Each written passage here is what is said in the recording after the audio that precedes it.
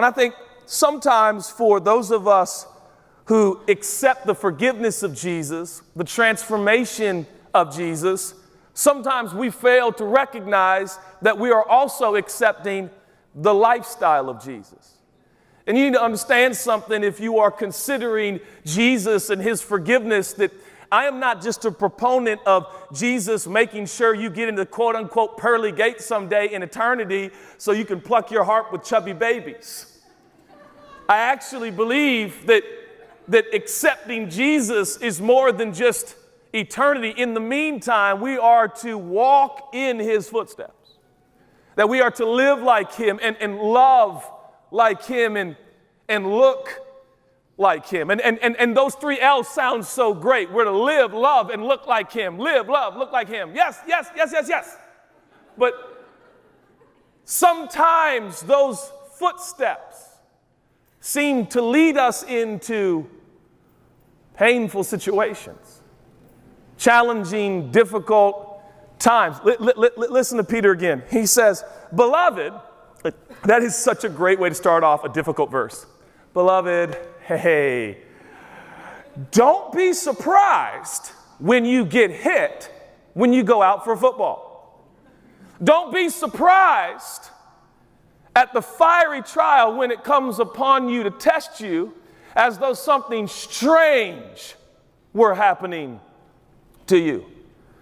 Some of you right now, your greatest challenge in the midst of this difficult season and this extended time where you're like, God, why is everything hard right now? And somebody know what I'm talking about? It's like everything is hard. It's so crazy sometimes in some seasons. It's like driving's hard right now. Talking's hard right now. Focusing is hard right now. Going to work is hard right now. Trying to rest is hard right now. I'm just trying to relax and I can't. It's difficult. It's challenging. I can't find reprieve. I feel just unsettled. I feel stretched. I feel tired.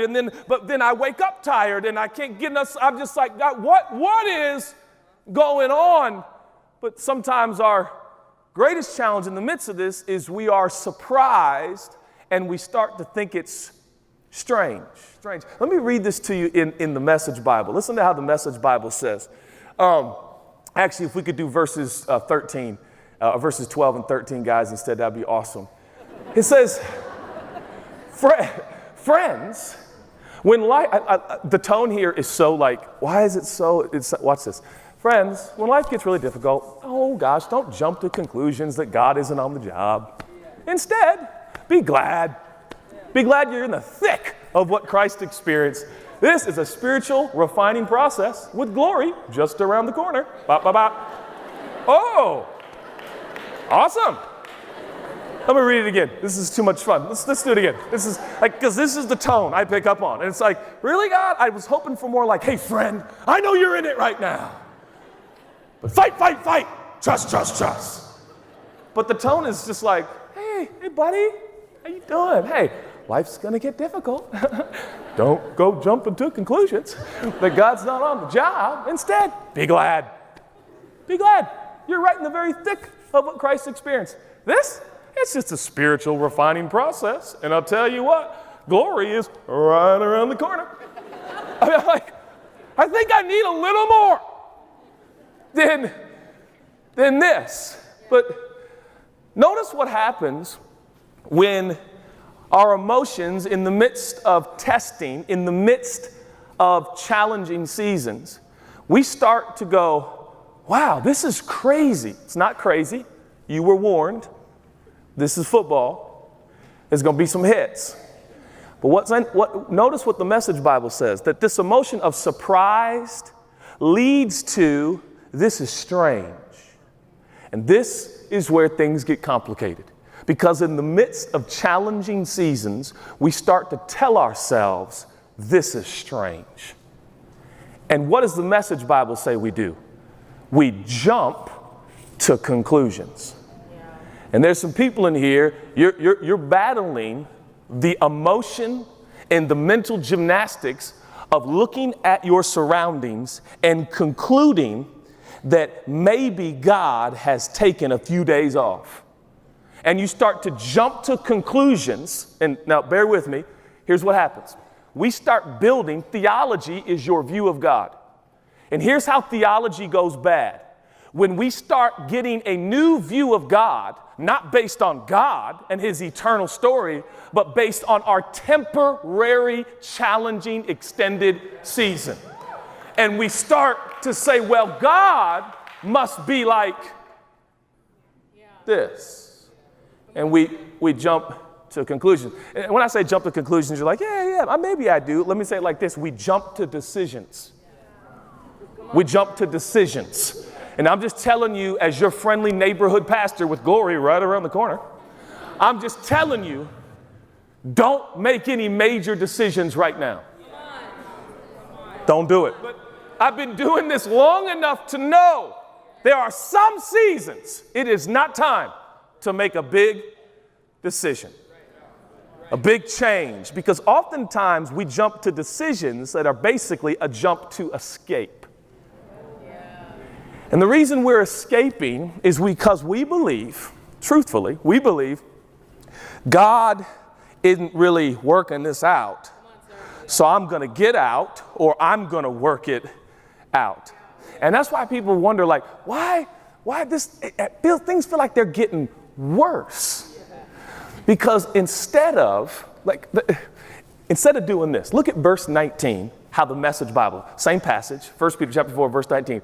Look at this. Listen to the tone again. I can't believe this is. So, if you find life difficult because you're doing what God said, take it in stride. Trust him. He knows what he's doing. He'll keep on doing it. I'm like, is this real? I'm going through hell and this is what I get? Yeah. Listen to the tone. So, if you find life difficult because you're doing what God says, take it in stride. Trust him. Why? He knows what he's doing. What does that mean? He's going to keep doing it. Wow, a master class in how to get through tough times. But do you hear the tone? Do you hear the message? Isn't it interesting? This is Peter writing to Christians like you and me, many of us that are believers in this room, who are feeling pressed on every side, feeling like following Jesus is all uphill. Following Jesus is challenging and difficult. And what do? The drama begins to grow. The emotions begin to swell. The perspective gets warped. I'm the only one. This is terrible. I'm getting out of here. I hate this. And Peter comes along. He's like, hey, is it hard? Well, take it in stride. And you're like, Peter, I need you to feel what I'm feeling. And he's like, I think I need you to calm down. And you're like, take it in stride. Yeah. So you hear the message.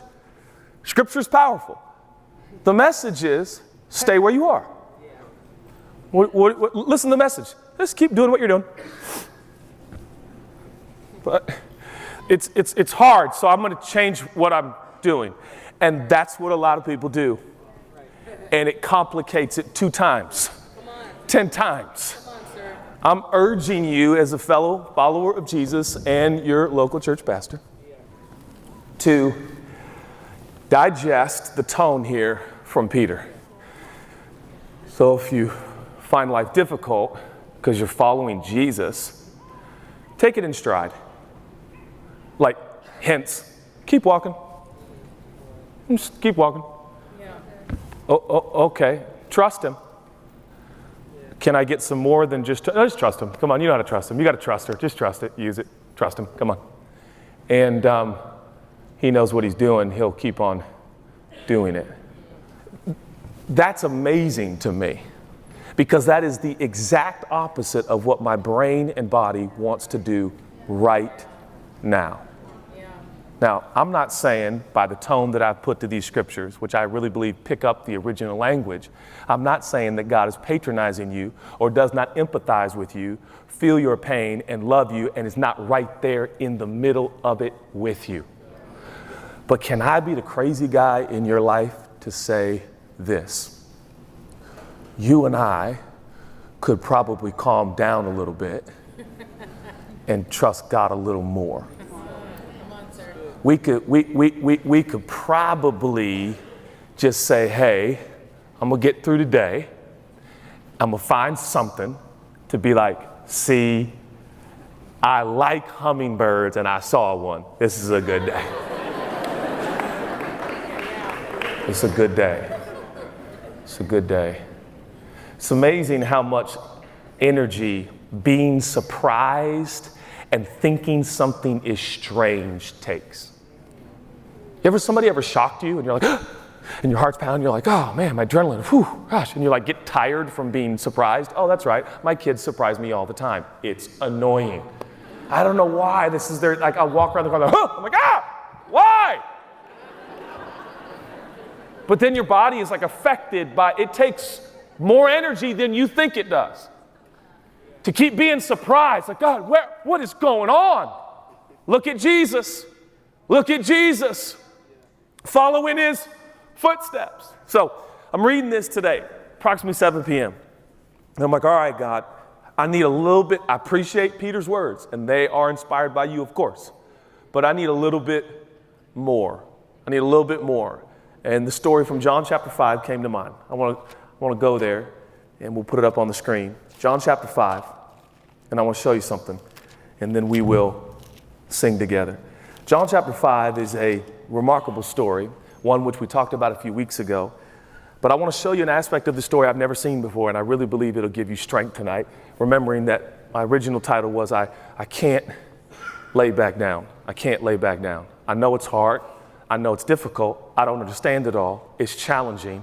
I want to be surprised, and it does feel strange, but I can't lay back down. So Jesus comes to this pool, and there's a bunch of people that are sick and not well, and I'll just paraphrase. And for some reason, he singles out one man who the Bible does not give us his name, but we know that he has been at this unusual pool for 38 years. Now, this pool is unusual because in John chapter 5, we're told that this pool at times gets stirred by an angelic presence, by an angel, and whoever gets in the pool first gets healed and everybody else doesn't. It's kind of a lottery pool. You know, it's like whoever's the fastest, the quickest, the best, the brightest, whoever gets there first, they get the healing, everybody else remains in their illness. Apparently, this man is not, he doesn't have a lot of connections because he's never made it there first. 38 years he's been paralyzed. Jesus walks up to him. Why him? I don't know. He chooses who he chooses. He walks up and he says, do you want to be made well? And the man answers interesting. He says, well, I don't have, which is indication of the conditions and circumstances surrounding this unusual pool. He says, I don't have anybody. I'll be real close sometimes, but somebody always beats me. And he's trying to kind of tell Jesus the reality of his life and circumstance and situation. What he fails to realize is the man in front of him controls all of that and more. So what the man is telling Jesus, if you'll stick around, pick me up and put me in the pool, I can be healed. And Jesus is like, bro, I am the pool. Like, I made the pool. Like, and so the man never says, yeah, I want to be, he insinuates he wants to be healed. So Jesus says this, he says, get up, take up your bed and walk. Get up, take up your bed and walk. I'd like to suggest to you that this story is a portrait and picture of how Jesus saves us. This is how he saves us. We are internally, spiritually paralyzed. We're paralyzed by our error, our wrong, and our sin. We can't go to God. We don't find God. God chooses us. He approaches us. He finds us. And then he says, do you want your life to change? Do you want your life? Now, we don't understand what God says when he says, do you want your life to change? So we tell him what? We tell him the conditions of our life. Well, I'd like, but this happened when I was a kid and then my family and I don't have a friend. And, I had a job, I got fired and I did the thing. And he's like, I meant, do you want me to change your life? He says, get up, take up your bed and walk. Simple words, but ridiculous in nature. Because he's been like, if it was that easy, he would have done it by now. I love Jesus. You can go ahead and get up now and take up your bed. Like, thank you. I never thought of that. Oh, wow, amazing. You're a funny guy. Hey, man, you can go ahead and get up now. I'm paralyzed. But something amazing happens. Look what it says in, I think it's verse 9, at once. Please hear the language. At once, the man was healed. That word healed means he's completely whole. Please listen just for a moment. When Jesus heals this man, I want you to observe something. He does not say, you can go ahead and start using your legs. Nowhere in the story does the paralyzed man start going, whoa, never used these before. These are a little weak still. He's like, I know, but I've unparalyzed you. He didn't unparalyze the man. He gave the man joints and ligaments and muscles that would not have been there before. Atrophy to the maximum would have set in. But notice, at once, this man has normal, healthy legs. He's not trying out like, whoa. No, at once he's just up. That's called salvation. God doesn't just forgive you, he also fixes you. Like you become whole. You become whole. This is what he does. At once, tonight, Jesus can save you. At once. And when you're saved, you're wholly saved. You're completely saved. Every joint and ligament is right in your heart and your spirit. But I never saw this before. And it says that once he took up his bed and walked in. That day was the Sabbath. All right, cool. Look at the next verse, verse 10. So the Jews said to the man who had been healed, what are you doing? Watch this. What are you doing? It's the Sabbath. Hey, stop, man. Hold on. Where are you going? Hey, you can't be carrying your mat. These are added customs and laws that these ancient Jews had added. They were not in the Torah. He said, hey, you can't. Isn't this interesting? What's happening now? Look what it says in verse 11. He answered me, he said, well, the man who healed me, that man, he's like, I don't know, why? You guys never bothered me before. Why are you mad at me? That man said, take up your bed and walk. Look at verse 12. And they said, who? You just hold on, young man. Who said? Now, isn't this interesting? A few moments ago, they didn't even notice the man laying on his mat. A few moments ago, nobody was bothered by this guy. In fact, nobody had been bothered by him for 38 years. Nobody even cared. Nobody even took notice. But the moment, and this is what we do, we're like, oh, Jesus, save me. And what we fail to realize is that might frustrate some people in your life. This guy, everybody's like, he got healed, but he's instantly in controversy since Jesus came in his life. Guy's like, whoo, this is amazing. And now he's surrounded by religious policemen. Hey, what do you think you're doing? And he's like, do you guys remember me? This is kind of cool. You don't see like the change? You don't see the hello? It's amazing we read these stories and we fail to realize that Jesus, you kind of disrupted his life, generally positive. But now he's got enemies he didn't have before. He's got opponents he didn't have before. And he's walking around town going, why am I getting dirty looks? I thought everybody would be happy for me. And I thought everybody would be excited for me. I thought everybody would be so proud of the fact that I accepted Jesus and I'm now forgiven and I'm now loved. But now all of a sudden I got people whispering about me. Don't they? I remember I was the guy, you threw me coins and now you're cornering me. It's the life of Jesus. We're all like, oh man, I'm so grateful God forgave me and healed me, but now he has a lifestyle for you. And oftentimes you feel surrounded. This poor man has a new body. He's just trying to give a test drive, right? He's trying to just roll through the streets. And now he is surrounded by religious watchdogs. And they're like, whoa, buddy. And look, he's like, hey, come on. I don't even know the guy's name. He just told me to take up your bed and walk. Jesus later will find him and explain to him that it's not the healing of his legs and body that's the most important.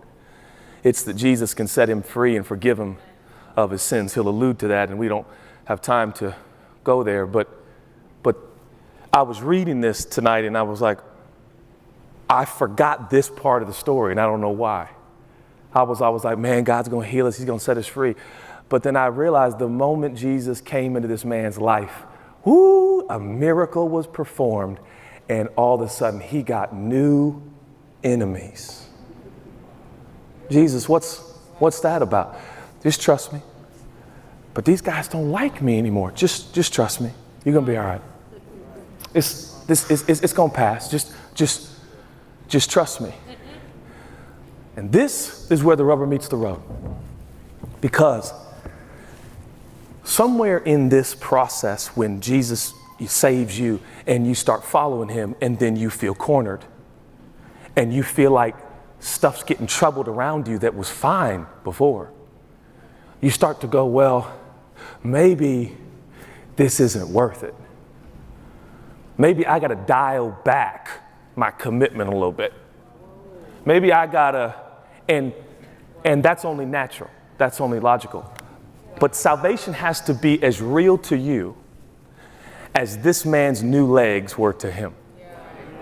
Please hear me for a second. Please hear me for a second. Because this is the only power that will keep you in the thick of it with Jesus. In the thick of it with Jesus. And if there is a believer amongst us who's like, I have never felt like lessening my commitment, you are the second coming of the Christ. And the rest of us are normal.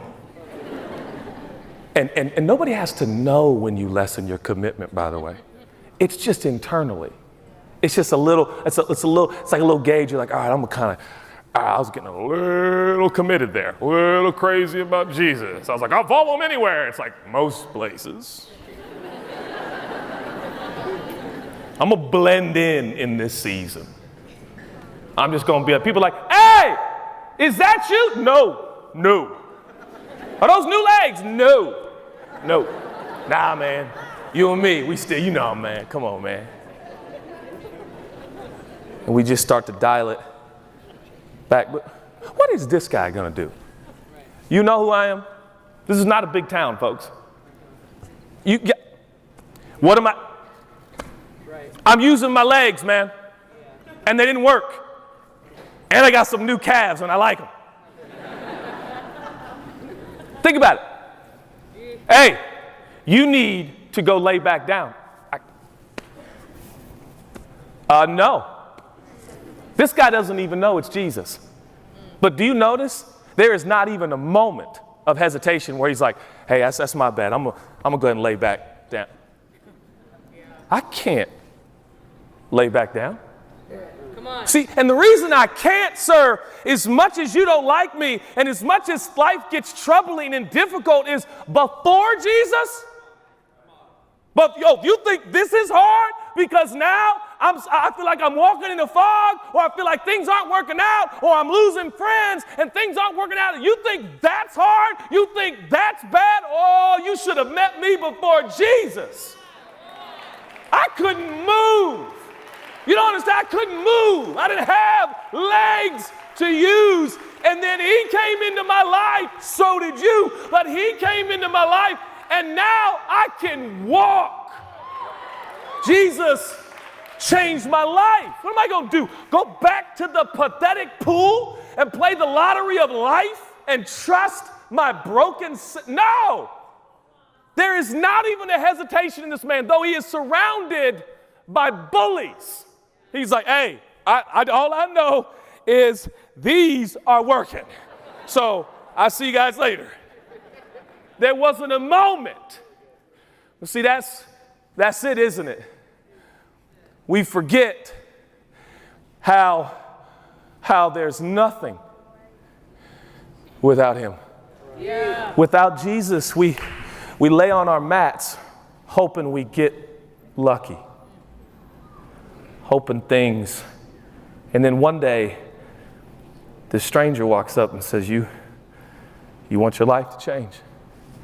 And we look up and don't know exactly who it is and kind of think it's odd, and why did he approach me? But then he speaks. And before I know it, I'm doing what I've never been able to do in my whole life. Yeah. I feel free. I feel forgiven. But man, I forget that sometimes when I'm surrounded by opponents and I feel troubled and I start going, but that's why you gotta, the power to stay where you are and to keep moving forward You think I'm going to lay back down? There's nothing there for me. 38 years of misery. No, all I got is him. All I got, and if things go from bad to worse, so be it. I don't have any other options. I was blind, and now I see. I was lost, and now I'm found. I don't have any other life but Jesus. But Jesus. And that's why I think Peter has that tone. That's why I think he has the tone. Because he's like, he wouldn't even suggest, because you understand what he did. That's why Peter's like, just keep doing what you're doing, relax. You're like, I might quit. He's like, you're not going to quit. You're not going to go back to your mat. There's nothing there for you. Yeah. Just keep doing what you're doing. It hurts, I know. Hurts me too. I've been there, yeah. Just go ahead and keep doing what you're doing. Well, why are you so matter of fact? Oh, because you were dead, and now you're alive. And I know when you were on a mat and nobody took shots at you, you were already dead. But now you're walking in these streets talking about, I'm going to be a part of the solution and not lay silently and be a part of the problem. And now you're a target. You're a target. And following Jesus is the best. But make no mistake about it, you're a target. But you know what? What an honor. What an honor. What an honor. That just drafting off Jesus, the ultimate champion, what an honor. One of the highest honors a human could ever receive is that because you are walking in his footsteps, you become a target. Hey! What do you think what an honor. What an honor. And internally, I must be doing something with my life if the steps I take kicks up some dust. What an honor. I got nowhere else to go. People say I don't got any plan B. No, what? This is all we got. This is all we got. And so then I'm going to read this scripture to you. Listen to this. This is so incredible. You hear me tonight. Please, church, hear me. Whatever you do, you just stand and see the salvation of your God. It's not going to last forever. But right now, you're in the thick of it. Don't be surprised. Don't think it's strange. Look at 2 Corinthians chapter 4. Let me read this to you in conclusion. I'm done. Listen to the boldness. Listen, this sounds like a man who was lame, and then Jesus met him, and now he can walk. Now he's here. He says, we're not keeping this quiet. Not on your life. Just like the old psalmist wrote, I believed it, so I said it. We say that we believe, and what we believe is just that the one who raised up the Master Jesus will just as certainly raise us up with you. Alive. Oh, come on, church. Every detail works to your advantage. Every detail works to your advantage. We are following a rabbi, a teacher, a king who takes what your opponent means to destroy you and he works it together for good. We are not jumping to conclusions. We're going to stay on pace. We're going to keep the same stride. We're going to keep the same rhythm. We're going to keep doing what he's doing and what he told us to keep doing. Not making rash decisions. We're not jumping ship. We're not moving away. This is what he called us to. We're going to stay here, and the results are up to him. Every detail works to your advantage and to God's glory. Oh, I love this verse. More and more grace. More and more people, more and more praise. Let me tell you what the future of our church is. It's more and more grace, and it's more and more people, and it's more and more praise. And what do we got to do? We just got to keep doing what he called us and graced us to do. What am I going to do? Lay back down? He goes on. so we're not giving up. How could we? There's no other life. Even though on the outside it often looks like things are falling apart on us. On the inside, where God is making us new, not a day goes by without his unfolding grace. You can't see the whole story on the outside. But even in my difficult days, his grace unfolds on the inside. These hard times, here's the tone again. They're small potatoes. Well, just keep doing it. You're fine. Small potatoes. They feel huge, like from Idaho. Huge potatoes. Small potatoes.